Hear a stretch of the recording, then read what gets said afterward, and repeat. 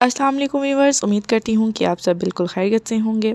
आज मैं आपको सिखाने जा रही हूँ घर में आसान तरीके से सूप बनाने का तरीका कि रेस्टोरेंट स्टाइल में किस तरीके से बनाया जाए। सबसे पहले हम लेंगे गोश्त। चटनी बनाने के लिए हम पानी के अंदर गोश्त को ऐड कर देंगे और 3 से 4 जो है लहसुन के ऐड लाजमी करेंगे ताकि उसमें से स्मेल ना आए चिकन की, और इसको हल्की सी आंच पर पकने के लिए रख देंगे।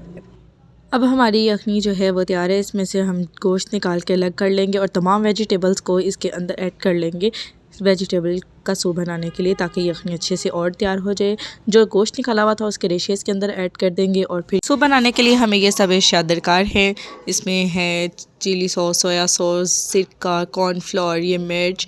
उसके बाद जब ये सूप अच्छे तरीके से यखनी मतलब वेजिटेबल तमाम गल जाएंगी, सूप तैयार हो जाएगा, तो 1 बाय 1 करके हम इन तमाम अशिया को हस्बे ज़रूरत जो है वो ऐड करते जाएंगे। चैनल को लाजमी सब्सक्राइब करिएगा, ये प्यार होता है आप सबकी तरफ से हमारे लिए। जो ज़रूरी चीज़ है वो है कॉर्नफ्लोर, और इसे बनाने के लिए हम पानी लेंगे और इसके अंदर 2 से 3 चम्मच जो है वो कॉर्नफ्लोर के ऐड करके उसे अच्छे तरीके से मिक्स करके फिर सूप के अंदर ऐड करेंगे ताकि जो है वो गिल्टियाँ ना बने। इस तरीके से हम इसको अंदर ऐड करते जाएंगे।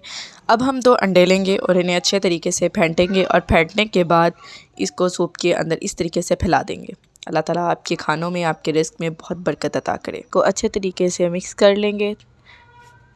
फिर सूप के अंदर हम काले मिर्च, नमक हस्बे ज़रूरत जो है वो ऐड करते जाएंगे और फिर अच्छे तरीके से इसको दोबारा से मिक्स कर लेंगे और हल्की आंच पर इसे गाढ़ा होने के लिए रख देंगे। जैसे सूप गाढ़ा हो जाएगा तो ये लें गर्मा गर्म सर्व करने के लिए हमारा चिकन वेजिटेबल सूप तैयार है। Thanks for watching.